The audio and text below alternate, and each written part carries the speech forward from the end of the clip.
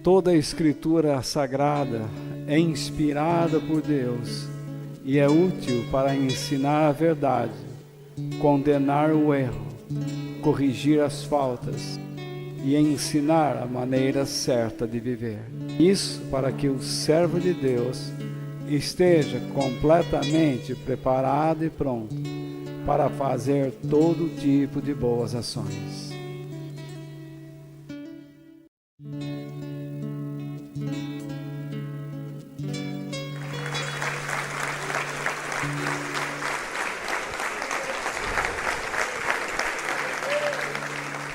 Por que nós, todos os domingos, colocamos esses 2 versículos aí?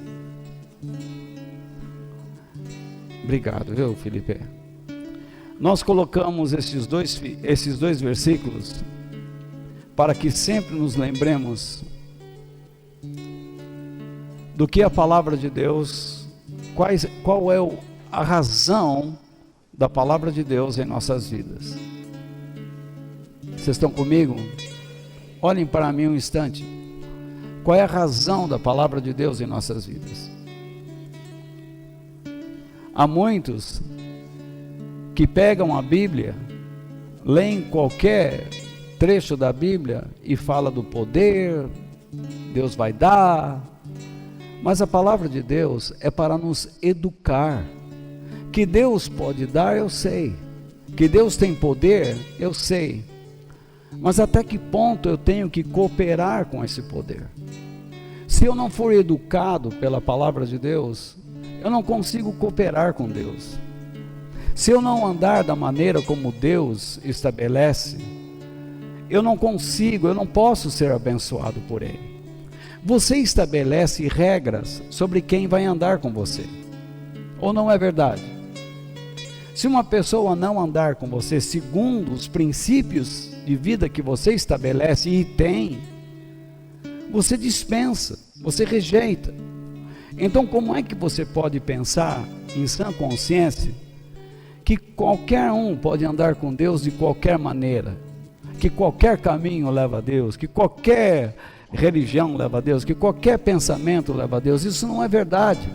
Não acontece dessa maneira, porque Deus estabelece como nós devemos andar com Ele. E esses 2 versos nos mostram que nós temos que aprender a palavra de Deus, porque ela é a inspiração divina, porque ela é útil para nos ensinar o quê? A verdade. Não pense que dizendo Jesus é Salvador, Jesus é o Senhor, essas coisas, essas verdades brutas podem fazer de você um homem ou uma mulher de Deus, porque não é verdade. Você tem que conhecer os princípios que fazem Jesus o Senhor, que dão a Ele o poder, que fazem com que você desfrute o poder. Então não é dizendo Jesus é o poder, com Ele eu ando, com Ele eu esmago. Espera lá, quando você esmaga? Qual é a sua condição espiritual e moral para lhe dar confiança realmente de que você pode andar esmagando tudo? Então, nós temos que aprender a verdade. E se nós temos algum erro, ela primeiro condena, ela acusa, mas ela não nos deixa para baixo com um sentimento de culpa. Ela nos corrige, ela nos ensina como devemos viver. Ora, a palavra de Deus nos ensina como devemos viver para um propósito: tornar-nos o quê? Pessoas submissas a Deus e preparadas para fazer sua vontade. É por isso que nós estudamos a Bíblia todos os domingos e sempre que podemos. Nesta noite, naturalmente, nós estamos na véspera de mais um Natal. E como tema, eu pensei e creio que esse é um bom tema. A nossa missão cristã no Natal. A nossa missão cristã no Natal. E eu vou usar esses 3 textos, João 3,16, Lucas, capítulo 1, versículos 16 e 17, e também o versículo 33. Mas antes, essa época é um tempo apropriado para pensarmos tanto na nossa missão cristã, como na nossa experiência com Cristo no Natal. Essa é uma época que nós temos que pensar, meditar. Nós temos uma missão? Claro que temos. Jesus nos deu uma missão. Vão por todo mundo. Vocês se lembram disso? Preguem a palavra de Deus, ensinem a palavra de Deus, compartilhem o que eu tenho ensinado a vocês, ensine essas pessoas.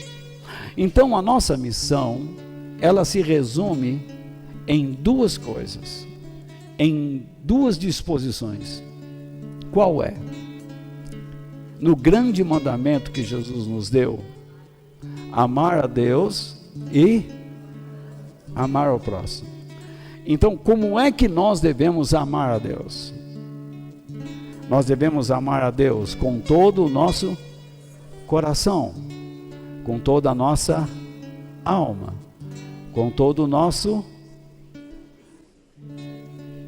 entendimento, e com todo o nosso espírito, e com todas as nossas forças.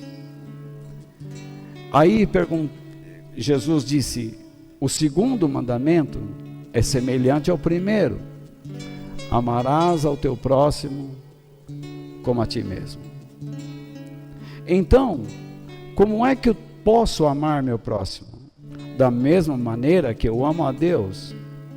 O modo como eu amo a Deus é o parâmetro que vai dizer como eu devo amar o próximo. Então, quando eu vou amar o próximo, eu devo ter respeito. No entanto, o amor que eu tenho por Deus e ao próximo não é um sentimento, é uma atitude, é uma decisão. E quando eu tomo a decisão correta, tanto para Deus como para o próximo, o que vai acontecer? Ele vai me dar o sentimento correto. Quando você tenta amar o próximo por meio do sentimento, nem sempre você vai tomar a decisão correta. Mas quando você toma uma decisão de fazer algo pela pessoa que é elevado e que combina, que se harmoniza com a vontade de Deus, então você vai ter o sentimento correto. Muitas pessoas têm dificuldade para perdoar, não é verdade? Todos nós temos. Mas por que nós temos essa dificuldade? Porque nós tentamos perdoar a pessoa por meio do sentimento. Nós queremos ter um sentimento de perdão e ele não aparece. Na verdade, você nunca vai esquecer o que a pessoa te fez. Mas o seu maior erro é ficar acusando esta pessoa, porque aí você é chamado de diabo. A palavra diabo significa acusador. E quando você começa a acusar a pessoa do que ela lhe fez, significa o quê? Que você tentou esquecer, mas com sentimento. E agora você está tendo a atitude errada. Mas quando você toma uma decisão deliberada de agir como Deus, de aceitar a pessoa, independente do que ela lhe fez, então você vai ter o sentimento correto. Primeiro você perdoa e depois vem o sentimento. É assim que acontece. Jesus não pediu para você, quando estiver diante de um inimigo, sentir amores por ele. Não, ele disse, ore por ele, abençoe o teu inimigo, faça o melhor para ele, e então você vai ter o sentimento correto. Ele não pediu para você ter sentimentos. Quando você vem à igreja, ele não pede para você ter sentimentos para estar aqui na reunião. A Bíblia diz, se reúnam, não é isso? Se reúnam, e quando você está aqui, Deus vai dar o sentimento a cada um, aquele que lhe compete. Se você está em verdade aqui, isto é, se você está agindo com a sua consciência, com realidade, Deus vai dar o sentimento correto. Mas se você veio aqui por outras razões, que sentimento você vai ter? Não sei. Aí vai depender da maneira como você está. Algumas pessoas ficam se sentindo cansadas, porque na verdade veio emburrado, porque o sentimento que a trouxe aqui não era o correto. E quando você chega aqui, qual é a sua realidade? Que sentimento você vai ter? Em cima do que você tem, porque você não veio com uma decisão de buscar a Deus, mas de buscar algo pessoal, alguma coisa do interesse próprio. Então você fica enfadado. Quando você vai a uma sala de aula, então lá vem aquele professor que você não gosta. Imagine, você olha para ele, qual é o sentimento que tem? Você tem que olhar para a matéria, ou não é verdade? E então você vai ter o sentimento correto. É assim que nós devemos viver. Então, esta época é um tempo para pensarmos na nossa missão cristã e na nossa experiência com Cristo, tá? Esse período que se destaca pelo interesse de aceitação ou comunhão entre pessoas, familiares e amigos, e a troca de presentes, mas de onde vieram essas ideias? Essas ideias de comunhão e de confraternização, de busca pela aceitação e de troca de presentes, veio do próprio Deus. Em João capítulo 3, versículo 16, está escrito o seguinte, vocês podem ler comigo? Vamos lá? Porque Deus amou o mundo tanto que deu o seu único Filho, para que todo aquele que nele crer não morra, mas tenha a vida eterna. Vamos entender algumas palavras aí. De novo, amou. Deus, o que ele fez? Ele olhou para o mundo e teve misericórdia, correto? Tá? Misericórdia, entenda bem, misericórdia não é só ter pena e fazer o que você acha que deve ser feito, tá? Misericórdia é você olhar para uma pessoa e perceber o que precisa ser feito. Muitas pessoas entendem misericórdia e depois estabelecem que devem andar por um caminho filantrópico, tá? Ou então um caminho de caridade, humanitarismo. Então, deve ter um amor excessivo pelo ser humano. Você olha para uma pessoa que está sofrendo, muito bem, você quer ajudar, não quer? Não é isso? Você quer amar essa pessoa. Ajudar é amar. Mas agora eu pergunto, como que você vai ajudar? Se você começar a emprestar a si próprio para essa pessoa, ela pode fazer de você o quê? Uma muleta. E ela pode se tornar uma pessoa dependente emocional da sua vida. Não é isso? Ela nunca vai conseguir andar com as suas próprias pernas. Ela sempre vai depender de uma palavra sua. Ou não é verdade? Então, você tem que saber como ajudar. E Deus precisa ajudar você a ajudar essa pessoa.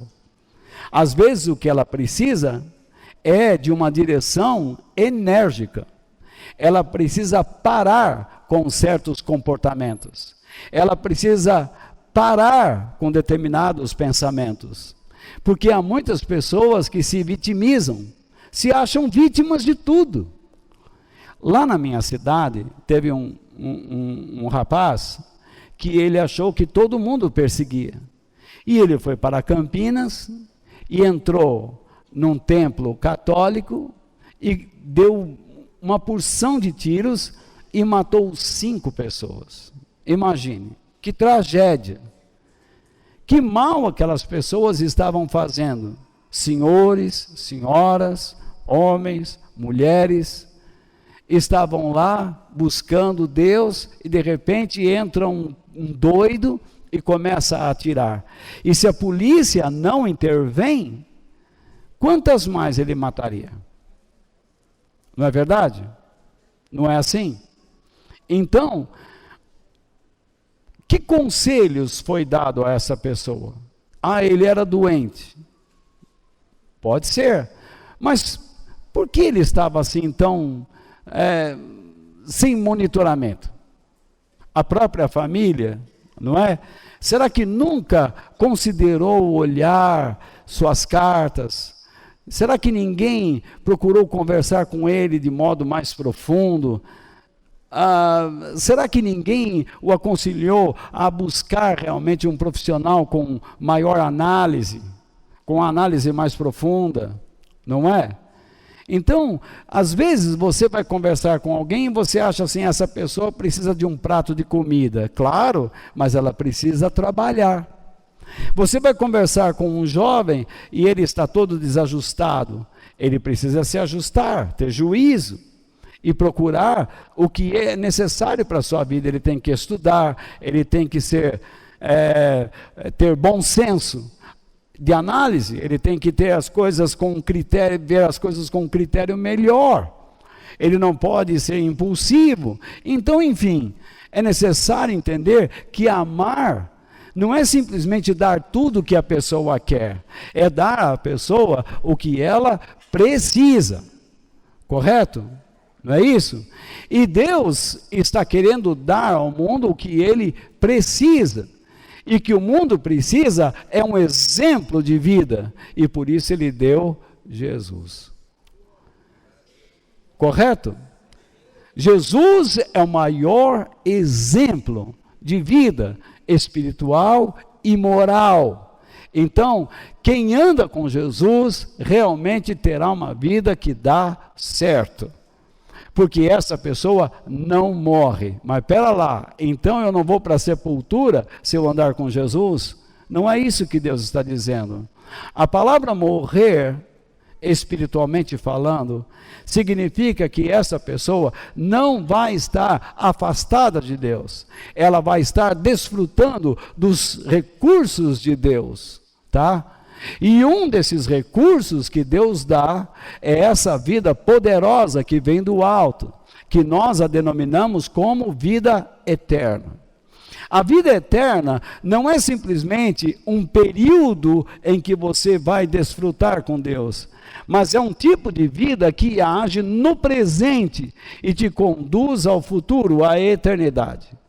A vida eterna traz consigo qualidades que nós precisamos e que nenhuma religião pode dar. Você pode vir aqui todos os domingos me escutar, ou você pode ligar o computador e escutar os melhores pregadores cristãos da atualidade. Você pode ir até a igreja deles. Mas se você não tiver um relacionamento com Jesus, se você não tiver por meio dele um relacionamento de comunhão com Deus, e se você não estiver disposto a fazer a vontade de Deus no seu trabalho, nos seus estudos, nos seus relacionamentos, na sua casa, a vida eterna você não terá. Você não desfrutará dos recursos que a vida eterna lhe dá. Então veja bem, nesse versículo de João 3,16, uma vez que eu expliquei isso a vocês, e espero que a grosso modo esteja dentro de vocês, nós encontramos aqui 3 elementos para celebrarmos o Natal.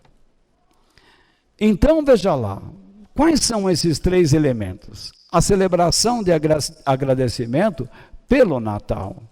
Olha lá, o que é? Deus está falhando aqui.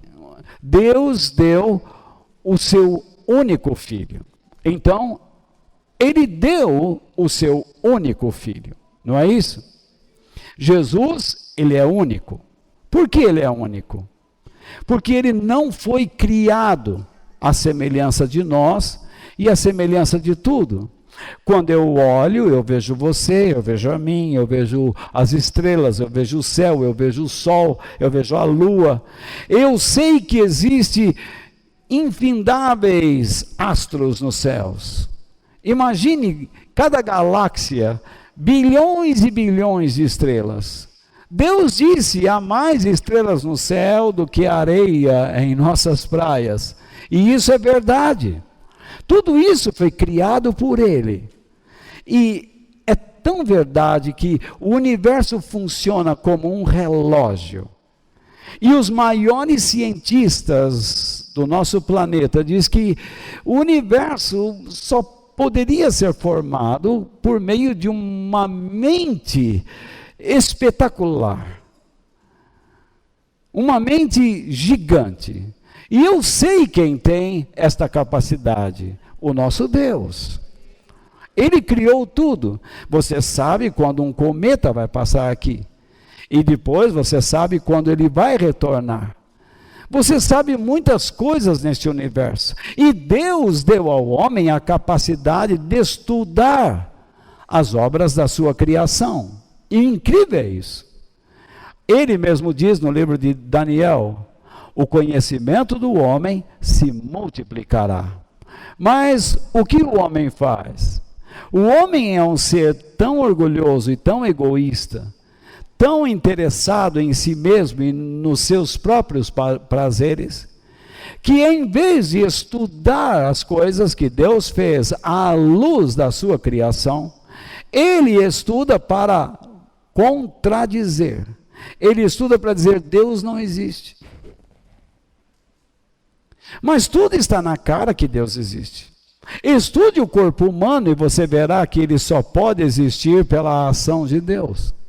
Estude uma célula e você vai ver que ela só pode existir pela mente de Deus. Estude um átomo e os elementos que compõem o átomo. E então você vai ficar doido. Mas você só poderá chegar a uma resposta: Deus fez isso. Estude o ser humano.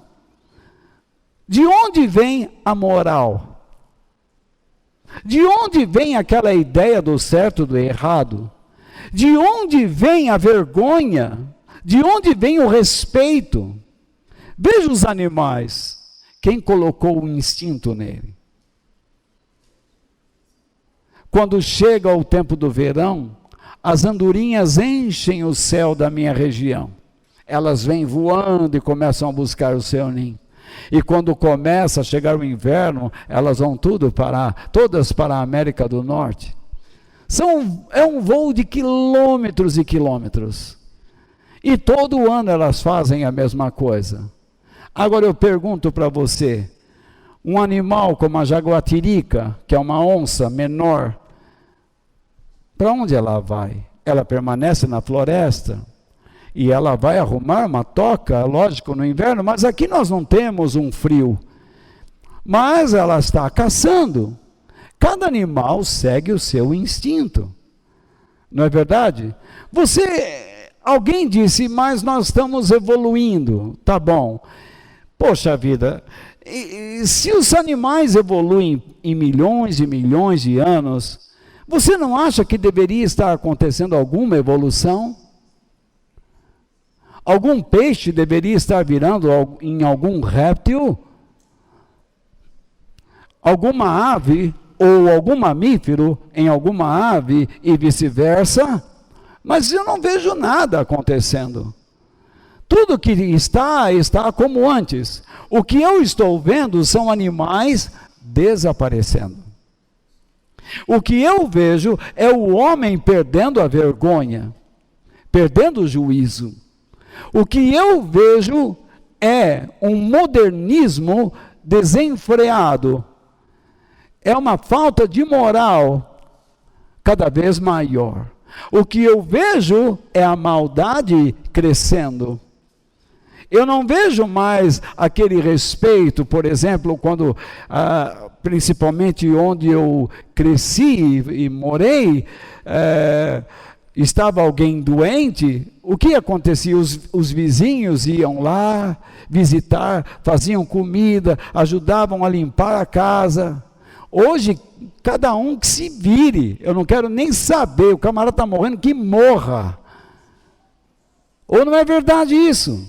A gente colocava a cadeira na calçada, fazia um cafezinho, fazia pipoca e todo mundo sentava lá e distribuía. As crianças ficavam brincando. Põe uma cadeira na calçada e você hoje é assaltado.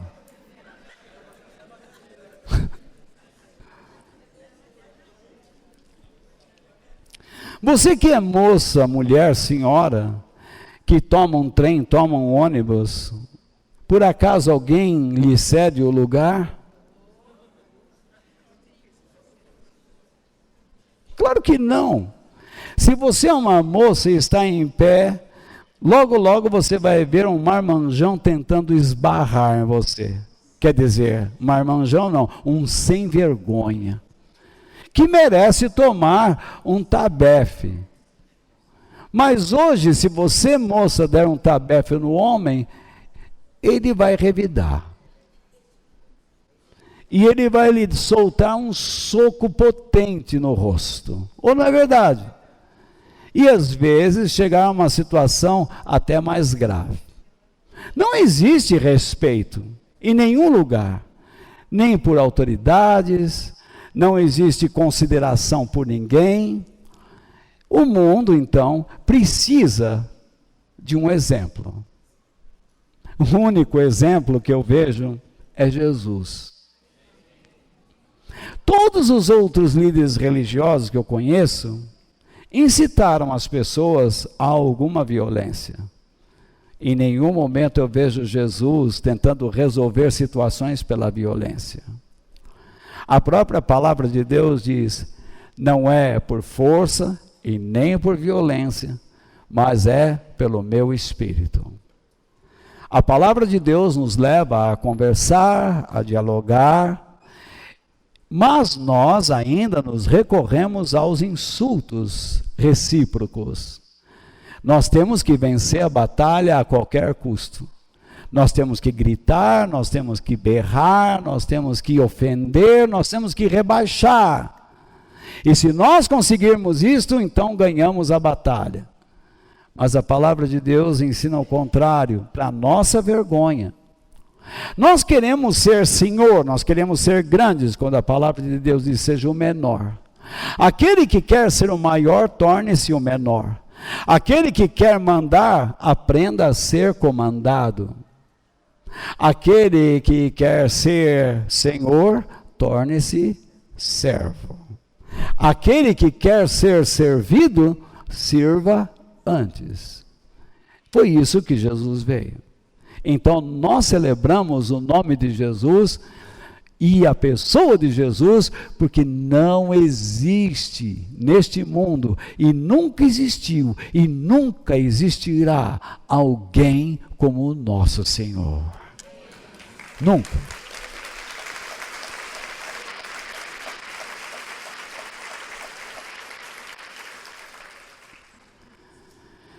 Para que Deus enviasse Jesus, tinha que existir uma causa. E a causa é o seu amor. Porque Deus amou o mundo tanto, Ele amou o mundo. Esta é a causa. E eu já falei muito sobre este amor, que não é uma paixão, é um ato de misericórdia, é um ato elevado. considerando, é um critério. Ele olhou e disse: tenho pena. Mas o que eles precisam? Eles precisam do meu filho. E ele deu. Aí, nós encontramos o terceiro elemento. Qual é o objetivo? Qual é o propósito? Qual é a razão do Natal? A razão do Natal é para que todo aquele que nele crer. Quem é nele? Jesus, não é Deus. Mas Jesus é Deus? Sim ou não? Sim ou não? Sim, ele é. Ele é. Ele várias vezes disse: eu sou. E ele disse também: eu e o Pai somos um. A Bíblia diz que Jesus é o Verbo e que tudo foi feito por meio dele. O que é o Verbo? É a palavra de Deus. E então tudo foi feito por meio dele. Já estão cansados comigo? Vocês querem ouvir a cantoria, né? E eu ficando falando aqui, mas aguenta aí. Porque a igreja precisa aprender. Não tem conversa. Nós somos chamados, vocês vão ter muito tempo para cantar na eternidade, se é que forem para lá. Então, o propósito do Natal é este: para que todo aquele que nele crer. A palavra crer não significa simplesmente acreditar, ter uma crença. Ter uma crença qualquer um tem, não é isso? Qualquer um tem uma crença, até mesmo em Jesus.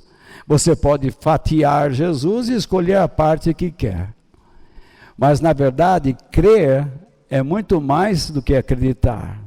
É confiar, é se apoiar e se amalgamar, tornar-se um. Correto? Então, crer significa o quê? Confiar,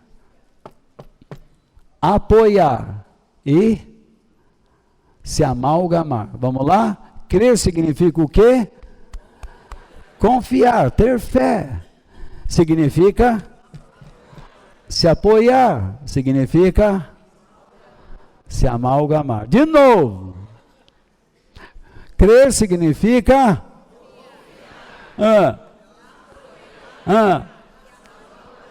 de novo, de trás para frente.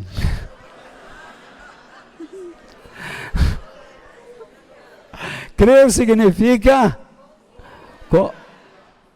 apoiar. Sabe o que é amalgamar? Não é isso? Se misturar, ser um. Muito bem. Então, se esta é a mensagem do Natal, se nós precisamos crer em Cristo, como as pessoas vão crer se não há quem lhes explique? Ou não é verdade?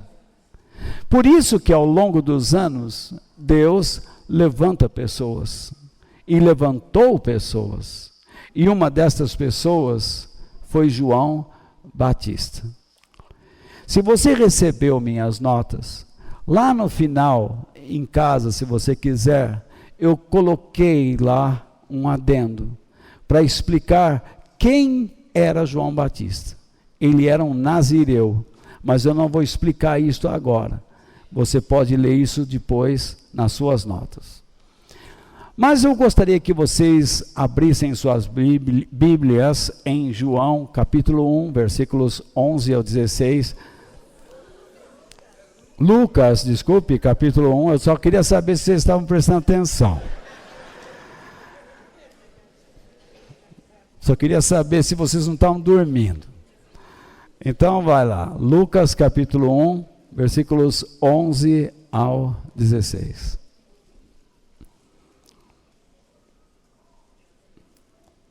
Já acharam? Ok. Então, um anjo do Senhor, veja bem, então, um anjo, não é o anjo.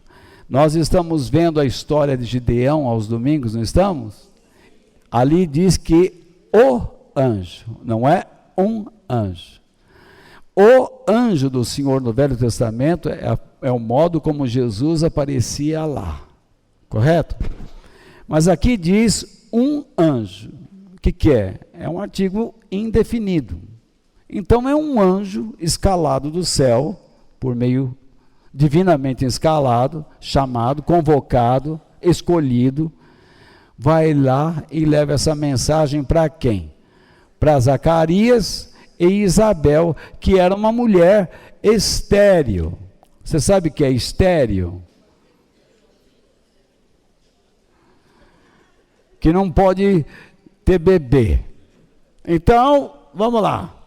Então, um anjo do Senhor apareceu em frente de Zacarias, de pé. Pensou que coisa maravilhosa? Não é? Então o anjo diz: Zacarias, pega a chave, pega a mala, você vai fazer uma viagem.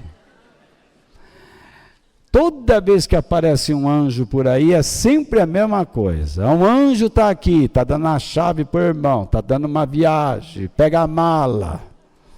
O anjo está dando uma vitória e não sei o quê. Mas a vitória na vida espiritual e moral nunca acontece. É engraçado como as pessoas só vão atrás de vitórias materiais, vitórias pessoais, mas vitória sobre o seu próprio caráter, não.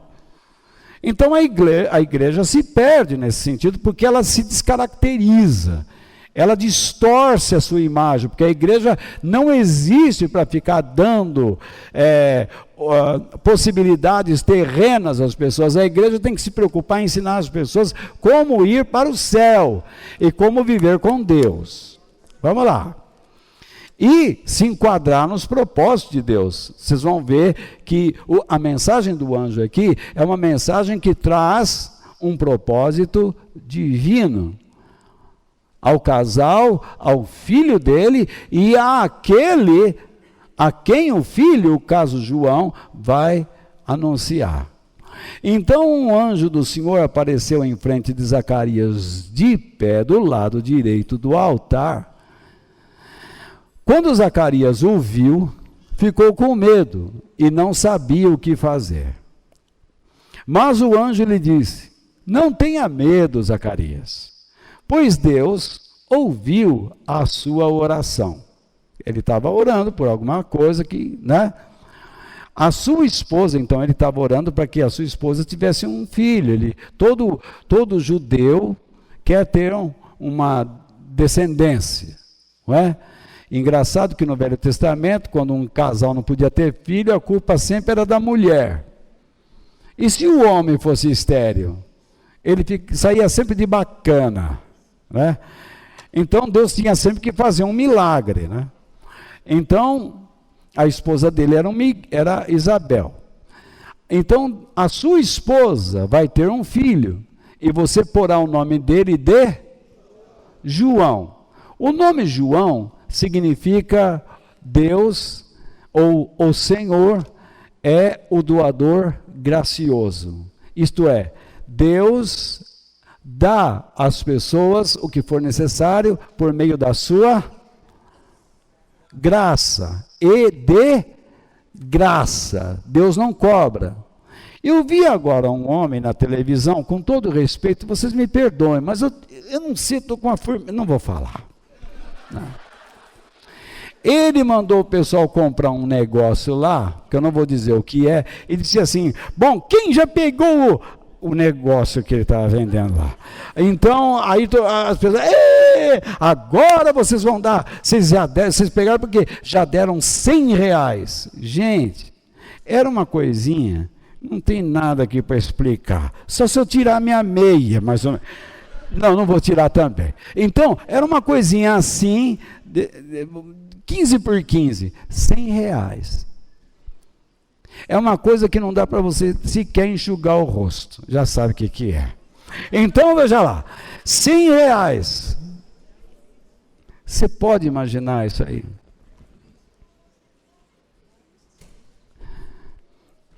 Bom, Deus dá de graça. Ele não cobra nada. Não cobra nada. A igreja não tem o direito de exigir das pessoas dinheiro. Vocês têm que conhecer a nossa integridade. Então, se você ouve Deus falar com você, então você investe, porque você acredita. Agora, quando você dá dinheiro porque você crê que vai ter alguma coisa, isso chama-se escambo, negociata, barganha. Isso é coisa errada, isso é caso de polícia, isso é crime, isso é malvadeza, isso é falta de caráter. Então vamos lá. O nascimento, ele já deu um nome para o rapaz, João, né? O nascimento dele vai trazer alegria e felicidade. O que significa isto? Grande prazer em Deus por parte das pessoas. Para você e para muita gente. Pois para o Senhor Deus, ele será um grande homem. Ele não deverá beber vinho nem cerveja.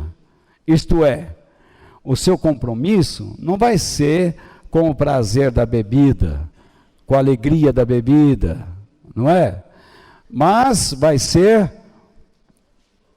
em fazer a vontade de Deus, correto? Em viver em comunhão com Ele, no chamado divino.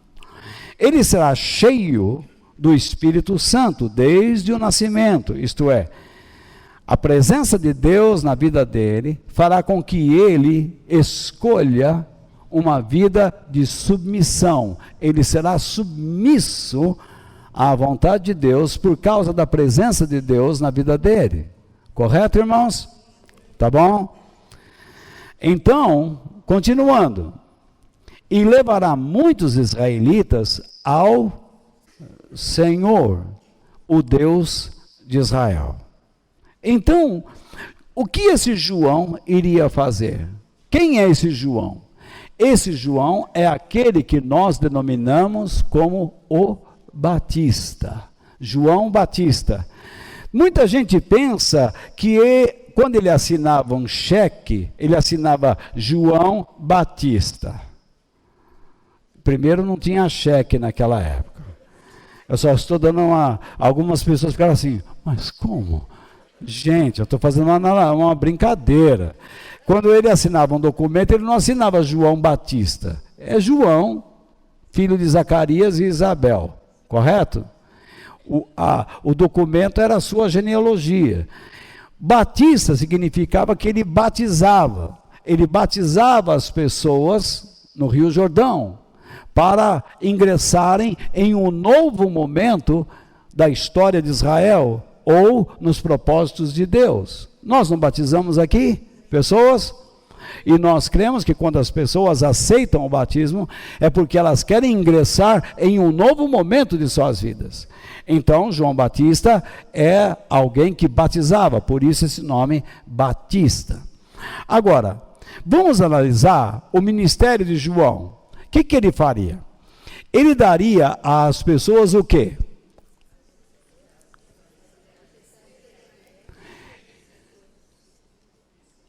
Eu coloquei daria, mas é diria, né? Ele diria às pessoas sobre a necessidade de serem alegres e felizes em Deus, tá? Então ele daria às pessoas a oportunidade, correto? De serem felizes e alegres. Ora, o que é ser feliz e alegre? Alguém pode me dizer? Então eu vou dizer, ser feliz e alegre é ter prazer em Deus. Me responde uma coisa, este mundo pode oferecer felicidade? Não. Eu ouço muitas pessoas dizendo assim, Feliz Natal, pode ter Natal feliz?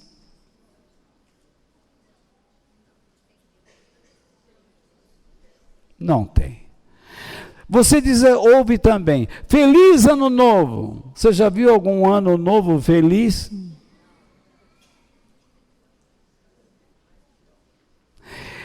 Imagine esta madrugada, de sábado para domingo, mais de 200 pessoas morreram no tsunami na Indonésia. o filhote do antigo Krakatoa explodiu.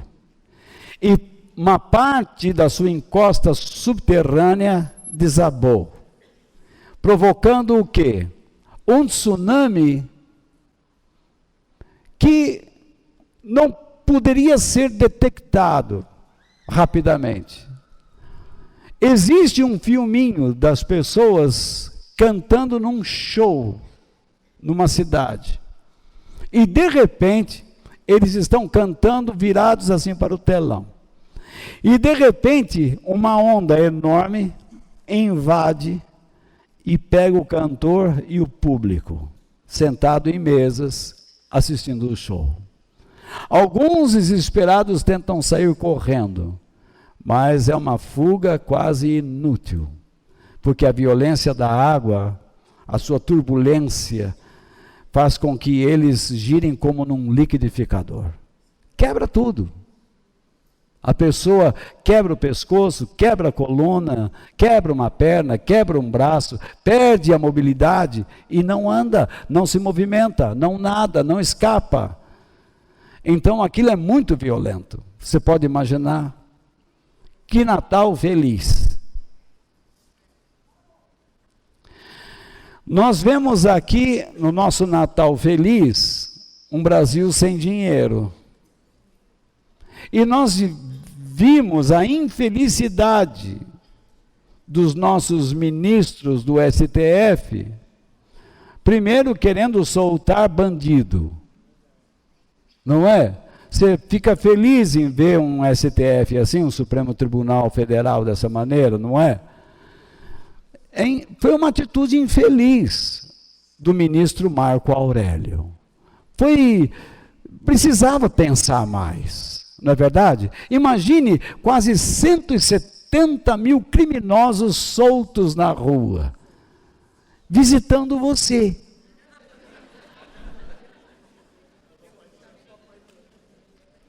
Aí, o outro ministro Lewandowski,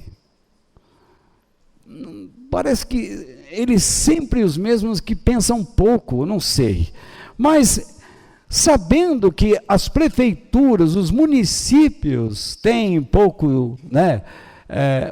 Não, esse é outro caso. Sabendo que o país está com pouco dinheiro, não tem dinheiro, ele assina um decreto que tem que pagar. Paga como? O dinheiro para as pessoas, para os funcionários públicos. Não tem dinheiro. Aí, o presidente da Câmara dos Deputados, uma vez que o nosso presidente deu uma saída para uma conferência, ele ocupou a cadeira de presidente por um dia. E numa canetada, sabendo que os municípios estão falidos, ele diz numa canetada que agora os prefeitos os municípios podem gastar mais do que deve. Gastar o quê se não tem dinheiro? Tudo isto parece uma disputa por poder. Não é verdade?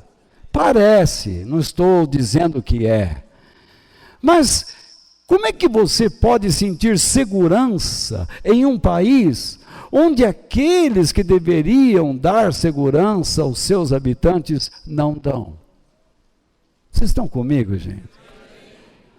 Como é que podemos nos sentir felizes? Feliz 2019? Não existe felicidade. Não existe. Olha os Estados Unidos e China, brigando o tempo todo. Quem é mais forte? Olha a América do Sul. Nós estamos assistindo aquele louco do Maduro, matando pessoas inocentes, prendendo políticos porque são da oposição, tentando dar aula de democracia, um bandido daquele. Nós temos venezuelanos aqui, me desculpe, mas ele é um bandido, ele é um assassino, ele é um canalha, capaz de gastar numa mesa, numa refeição, numa só refeição, $1.400 num prato para comer um bife, enquanto os nossos irmãos venezuelanos comem carne estragada para tentar obter proteína e depois a regurgitam. Tristeza foi ver um funeral na Venezuela, onde eles tiveram que improvisar um caixão feito de papelão. É triste você ver num país como esse, rico e lindo. Eu conheço a Venezuela, lindo, maravilhoso. Suas praias encantadoras, o seu cenário de encher os olhos. Um povo alegre que cantava, que dançava, que recebia as pessoas. Entram agora num supermercado e não encontram papel higiênico. E ele diz que tudo está bem. E nós vemos a Rússia agora querendo injetar dinheiro.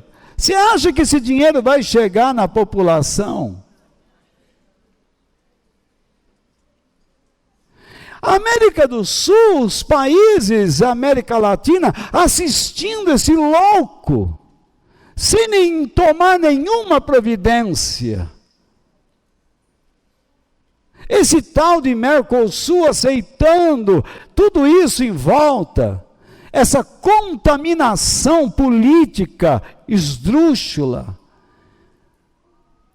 e que é sustentada por muitos políticos no Brasil, dizendo que aquilo ali é um modelo, e outros cantores famosos do Brasil, que deviam mudar para lá, não ia fazer falta nenhuma aqui. Professores de faculdade, repórteres, jornalistas, porque eles deviam mudar para lá.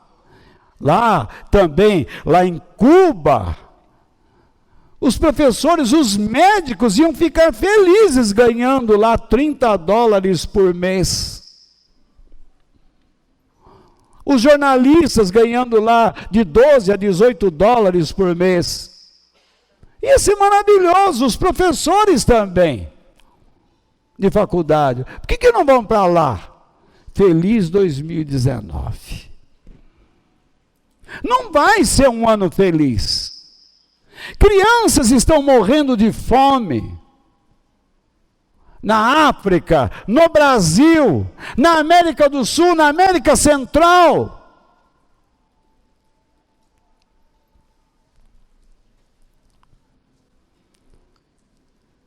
Eu morei uma época na Califórnia, e as várias vezes que volto aos Estados Unidos, eu vejo o número de pedintes na rua aumentando. No centro de Los Angeles, vi pessoas morando nas praças, em cima de jornal. Incrível. Enquanto isso, na China, que meu bisavô veio de lá, se vocês não sabem, eu tenho ascendência chinesa, meu avô casou com um brasileiro, e meu pai com um brasileiro, e deu isso. Eles comiam lá escorpião, rato, criavam rato para comer, porque precisavam de proteína. Hoje eles andam com Maserati, Ferrari, na rua.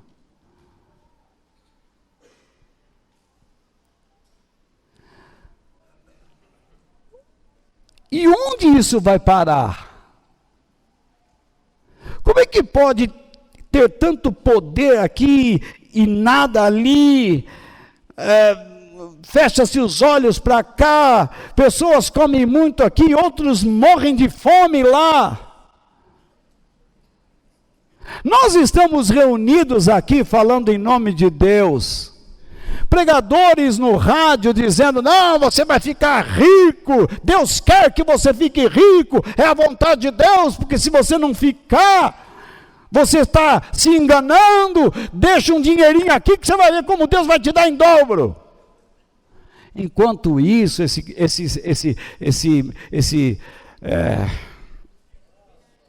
esse abençoado deveria estar indo lá na Índia falar o que ele está falando aqui, porque tem irmãos lá perdendo tudo. Vai ensiná-los a ter fé lá. Vai lá no hospital que eu me trato, lá no AC Camargo, hospital de oncologia. Entra lá e começa a orar pelas pessoas para ver se aquele câncer do rosto que está explodindo, a cara para fora, sai. Recomponha os órgãos dessas pessoas. Vai lá orar. Entra nos hospitais e tira as pessoas dos seus leitos com a sua fé mirabolante. As famílias irão ajudá-lo financeiramente, ou com comida, ou com dinheiro, vão ficar felizes. Jesus pediu que nós ensinássemos a todos que fizessem a sua missão neste mundo, mas o que eles fazem? Eles querem o dinheiro de todos para aparecerem na televisão, para serem estrelas, para serem os astros. Jesus não pediu isso. Nós não precisamos gastar milhões em televisão. Eu já tive proposta, ligar aqui para mim, você quer programa de rádio? Não. Quer ir na televisão? Não. Porque é um dinheiro jogado fora. Se você não fizer a obra de Deus e achar que tudo tem que ser feito por mim, nós estamos errando. Se você não tem prazer em Deus e vem assistir uma pessoa ou ouvir uma pessoa que diz ter prazer em Deus, porque eu tenho prazer nele. Mas se você não tem durante a semana, o seu evangelho não é verdadeiro. O ministério de João exerceria o seu chamado com excelência, a fim de ser amigo de Deus. João exerceria o seu ministério com excelência. Tem mais. A sua maior característica seria uma vida cheia do Espírito Santo, e não de prazeres pessoais. Você se lembra de Sansão? Sansão era uma pessoa idêntica a João. Ele era um nazireu também. Mas o que aconteceu? Se enamorou por Dalila e toma uma aqui, toma outra lá, e de repente, cortaram o cabelo dele. Mamãe, cortaram o meu cabelo. E ele ficou sem força, porque ele buscou seus interesses. João foi um homem sério, assim como Samuel, que era outro nazireu. E eles foram sérios, serviram a Deus, foram pessoas que impactaram o seu tempo. Não ficaram com doutrinas estranhas. Eu já ouvi pastor pregando que Jesus não vai voltar. Isso é utopia. Esse cara ficou louco.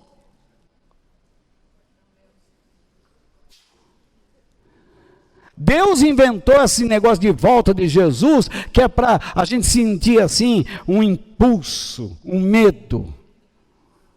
Espera aí, Jesus vai voltar sim, e esteja preparado.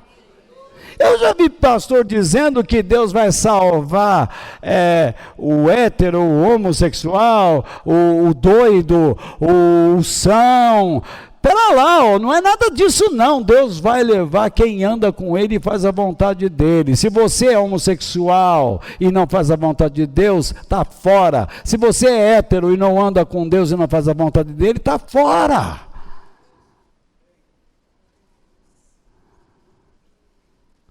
Então, quem é homossexual, me desculpe, pela Bíblia tem que parar de ser. Se você é uma prostituta, me desculpe, se você, de acordo com a Bíblia, você tem que largar essa vida. Se você é um heterossexual e acha que é um machão, segundo a palavra de Deus, você tem que abandonar isso também. Nós temos que ser pessoas coerentes, de bom senso. O ministério de João conduziria as pessoas a receberem Jesus como Senhor.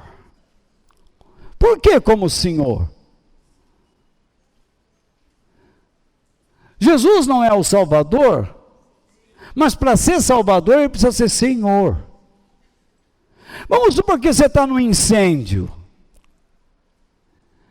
e o fogo está ao seu redor, está queimando ali.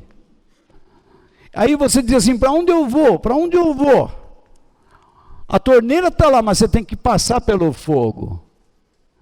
E então o bombeiro grita para você, calma, fica onde está. Quem é o Senhor aí? É o bombeiro. Quem veio te salvar? É o bombeiro. Você consegue sair do fogo sozinho? O máximo que você vai fazer é uma atitude de desespero, ou não é? Mas ele diz, fica aí, porque eu vou te buscar. Eles têm aqueles equipamentos de proteção e vai, te pega e traz, e você se submete à direção dele. E então você é salvo, ou não é? Não é isso? Você tem o seu filho que subiu numa árvore e não consegue descer. E ele diz, eu vou, mãe. Não, filho, fica aí. Não, eu vou me atirar. Não, não vai se atirar nada, você fica aí. Escuta que eu vou, fica aí que eu vou pegar a escada. Promete? Prometo. Ela vai lá, pega a escada, ele desce a escada. Ela orienta como ele tem que descer. Quem é o Salvador aí? A mãe, não é a escada. A escada é um meio. Mas quem agiu como Senhor aí? A mãe. E a criança obedeceu, foi submissa. Jesus veio para ser o Salvador? Veio. Mas de todo mundo? Não. Somente daqueles que ouvem a sua voz e se submetem. Que aceitam seus conselhos. Então não existe essa história de que todo caminho leva a Deus. Não, só existe um, Jesus. Ele disse, eu sou o caminho, a verdade e a vida. Ninguém vem ao Pai a não ser por mim.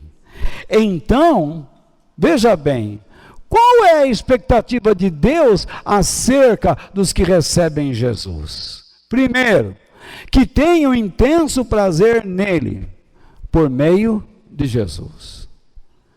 Você só pode ter prazer em Deus se conhecer a Deus por meio de Jesus. Do contrário, Deus é um ser enfadonho, uma lenda, uma história, um plasma, um fantasma, uma ideia.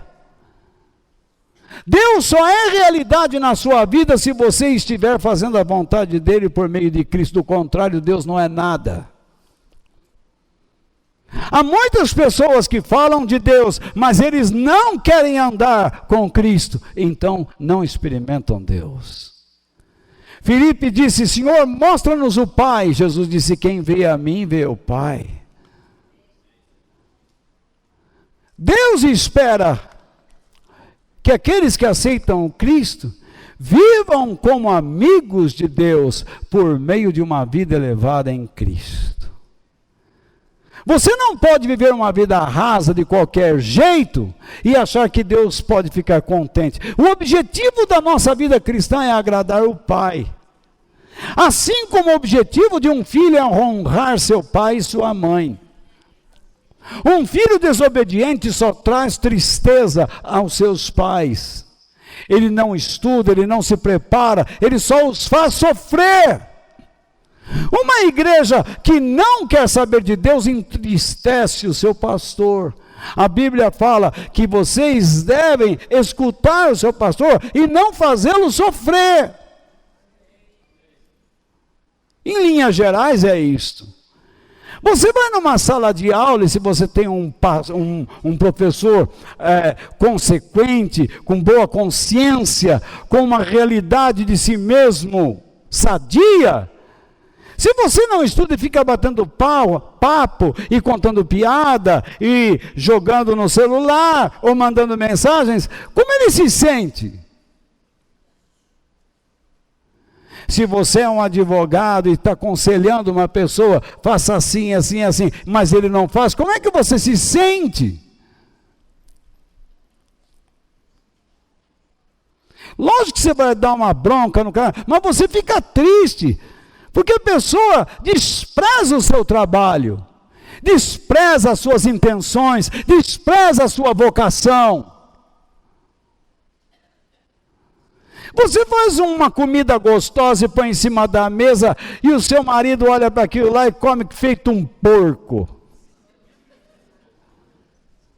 E depois, como é que estava a comida? Bem,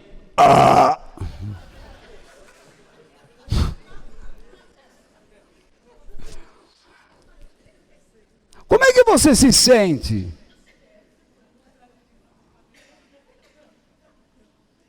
Hã?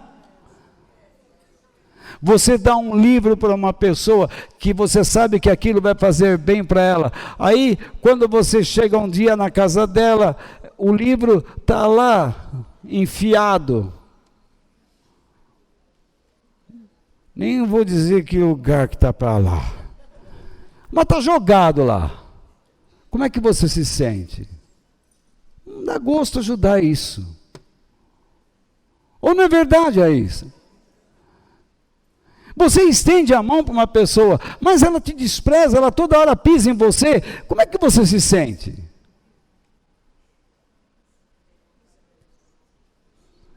Nós precisamos de uma vida elevada. E só Jesus pode nos ensinar isso. E João veio mostrando isso também, porque ele trazia consigo qualidades de Cristo. Deus espera que aqueles que tenham Jesus, tenham também interesse em serem cheios do Espírito Santo de Deus. O que é o Espírito Santo? É o próprio Deus.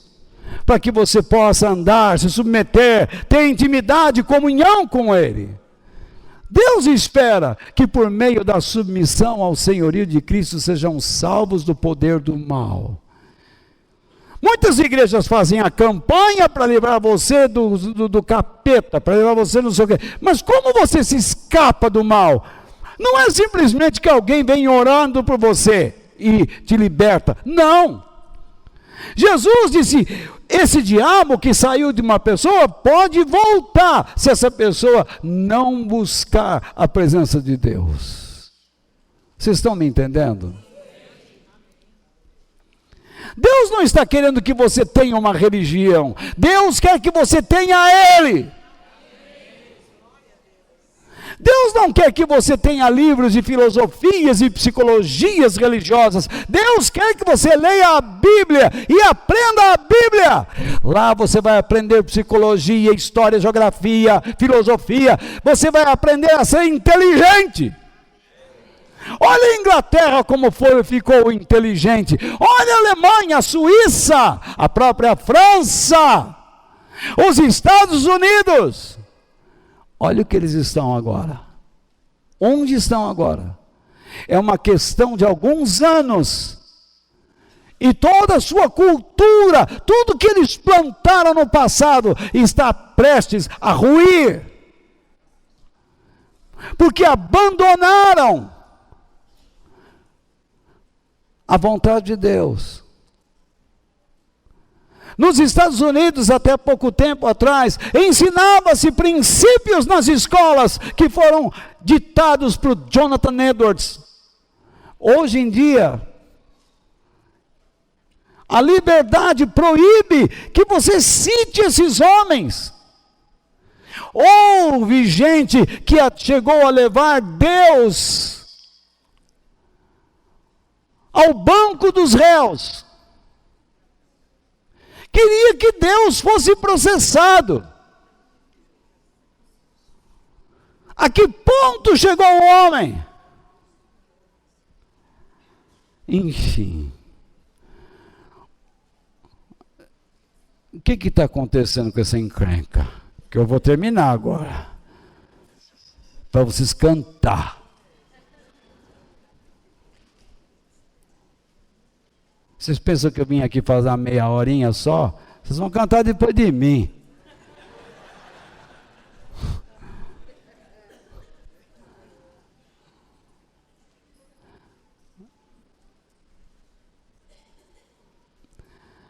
Então,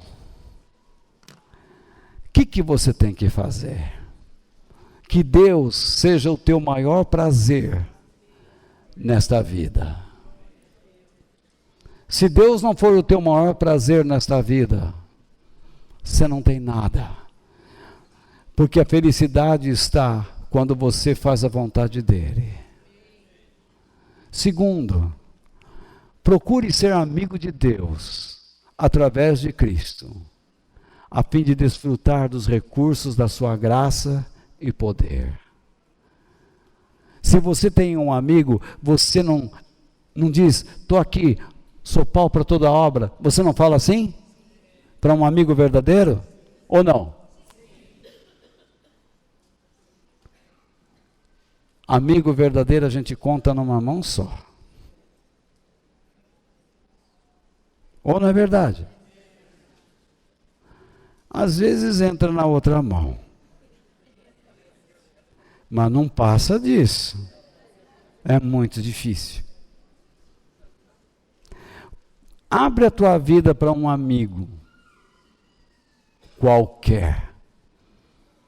Amanhã você vai ver onde está o seu nome.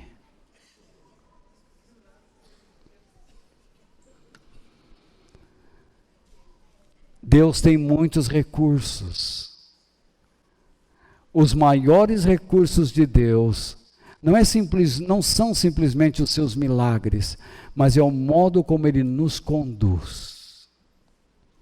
Eu olho para a minha vida ao longo dos anos e vejo a mão de Deus me conduzindo. Eu não entendo como eu cheguei até aqui, mas só sei dizer o seguinte: cheguei até aqui porque o Senhor me ajudou. E você chegou aí porque o Senhor te ajudou.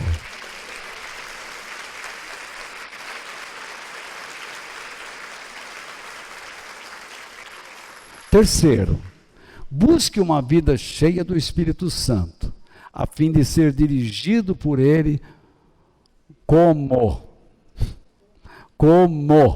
um filho obediente. Correto? O Espírito Santo não veio, esses cristãos que dizem, eu quero é poder, e fica dançando e pulando e não sei o que. Eu creio que eu danço e pulo, eu faço tudo isso. Fiz até mais do que alguns fazem. Mas se o Espírito de Deus não nos quebrar, tudo isso é falso. O Espírito de Deus tem que entrar em você e destruir você por dentro. Tem que fazer você sentir pena de si mesmo, dizer, eu lamento quem eu sou. E eu quero andar na tua presença. Quarto, aprenda a ser submisso ao senhorio de Cristo, a fim de desfrutar da companhia do Pai e ser conduzido à eternidade. Veja lá, o nosso versículo inicial diz, porque Deus amou o mundo tanto, que deu o seu único Filho, para que todo aquele que nele crer não morra, mas tenha BMW, fazendas, aviões, namorado, Ferrari, cobertura em Miami, dinheiro em paraísos fiscais, tenha um foguete que o leve a Marte e volte. Não. A única promessa que Deus faz no Velho Testamento, concreta, é a vida eterna. Me mostre uma oração estimulada por Deus ou por Jesus para você pedir dinheiro, casa, marido, mulher, você não vai encontrar. Você só vai encontrar em igrejas que enganam as pessoas. Jesus ensina que você tem que orar pela tua vida, que você deve ser uma pessoa dedicada a Deus. Busquem primeiro o reino de Deus e o estilo, o modo de vida que o agrade, e as demais coisas serão acrescentadas na sua vida.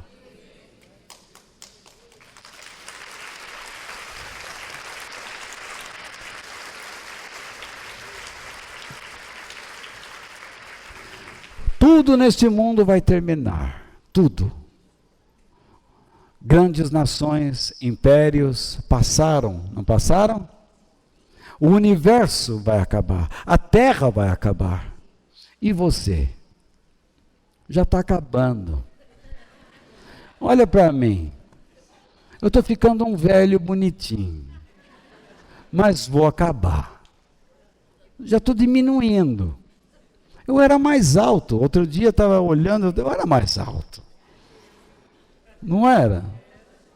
Eu era mais alto. As pessoas falavam aquele grandão ali. Agora outro dia eu estava andando lá em Valença, o tiozinho, vou dar um chute na boca desse moleque. Então, veja só, a coisa mudou. Aí, você está passando assim, você vê uma criança brincando, aí a pessoa fala assim, o vovô. Você quer olhar no espelho? O vovô já não é mais tio, olha o titio, agora olha o vovô. Eu comecei a olhar, cadê as rugas? O braço realmente afinou, tudo mais. Eu já disse para vocês que antes eu era sedã, agora eu sou hatch. Não tem mais porta-mala. Então, tudo vai mudando, tudo vai acabando, meu filho. Vai tudo indo para o beleléu. Você vai acabar. A Bíblia diz, homem, você deve se lembrar que você é pó, e ao pó você há de tornar. Mas não pense que ao morrer você vai retornar para cá, porque não vai. Ao morrer você vai comparecer perante Deus, porque a Bíblia diz, ao homem está ordenado morrer uma só vez, vindo depois disto o juízo. Significa que Deus vai olhar para você e vai dizer, aprovado ou desaprovado. E então você vai receber a sentença divina. Meu irmão, isso é de séria responsabilidade. Então, Davi foi um grande rei. Acabou? Acabou. O seu reino acabou? Acabou. Cadê o reino de Davi? Não existe. Mas uma coisa eu sei, que aquele que nós cremos, que ressuscitou no terceiro dia depois da sua morte, é o mesmo ontem, hoje e eternamente.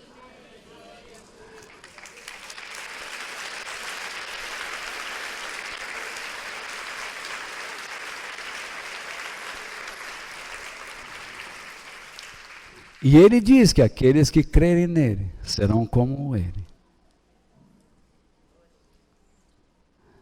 Você pode morrer, mas depois desta vida você vai viver. Se você andar com Deus, do contrário, ou é céu ou é inferno. Ele mesmo ensinou isso. Tem igrejas hoje que dizem assim, o inferno não existe, é só para assustar. Você acha que Jesus veio aqui para ser um fanfarrão, um brincalhão? Se ele falou que existe, é porque existe. Ponha as barbas de molho. Então, seja uma pessoa cônscia, seja uma pessoa honesta, sincera. Você quer ir para o céu, não quer? E é para lá que eu também quero ir. Agora, ele é eterno.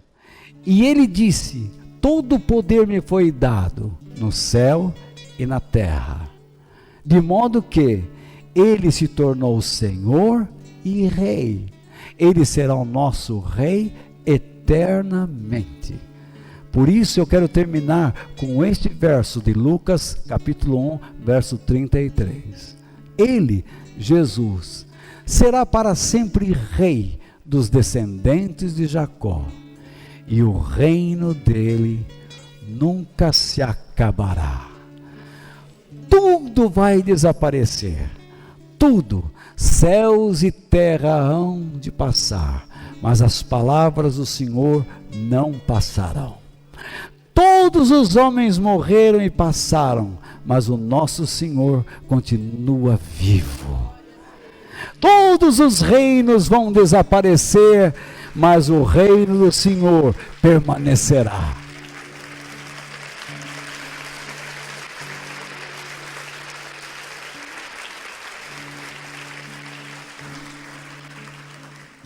E um último pensamento: aquele que faz a vontade de Deus viverá eternamente. Isso significa não desaparecerá, porque o Senhor vive e aquele que anda com Ele vive, e ambos viverão eternamente para a glória de Deus. Que Deus nos abençoe.